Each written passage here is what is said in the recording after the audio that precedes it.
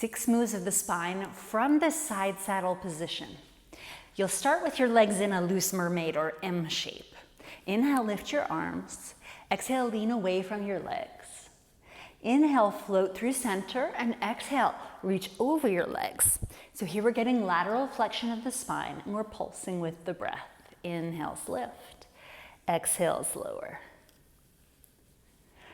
You could then have students pause on either end of the spectrum. Maybe you want to take them into a position like you see in the pinup warm-up, where they could experiment with turning the head, or moving the whole thoracic spine, or just holding here. Or you can bring them into this mermaid position where they're stretched toward their bent legs. Beautiful stretch for the side of the body. And at the same time, they could still be turning head up, down, exploring, reaching the shoulder more, letting it drag down the back. After several rounds of breath, holding wherever feels good, then we'll add a twist. So it's an inhale to lift, exhale, twist open. Inhale to lift, exhale, twist closed. Inhale, exhale. Inhale, exhale. After several rounds, we'll hang out in this open twist. This could be your palm to your knee or the back of your hand to your knee. There's almost a haughtiness here. You feel very regal, and you're looking down, like I'm glancing toward the orchid, like I'm not so sure whether I'm going to allow it to remain in my presence. Several breaths there. Then things get spicy. I'll pick up my top knee.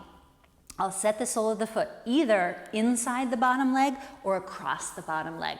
And now we're working to activate the glutes. I like to use my arms here. They make me feel like a marionette puppeteer. So it's an inhale to lift and an exhale to swing. Inhale, come back forward. Exhale, tap down. Now you can do this from the inside of the knee. So it's inhale, exhale, exhale. All kinds of like devilish places that you could go from there. You could do it faster, in, out, in, out. You could make your students hold. If they're holding, they could prop themselves or not prop themselves. You might have them write their name or their phone number or their social security number with the extended foot. Eventually though, the leg will pull in, foot hits the ground either inside or across, and you'll hold your knee from the outside. So you're going to be stretching the very area that was working so hard in your glutes when you were casting the leg off to the side. So it's a sit tall and a twist, and several breaths holding there.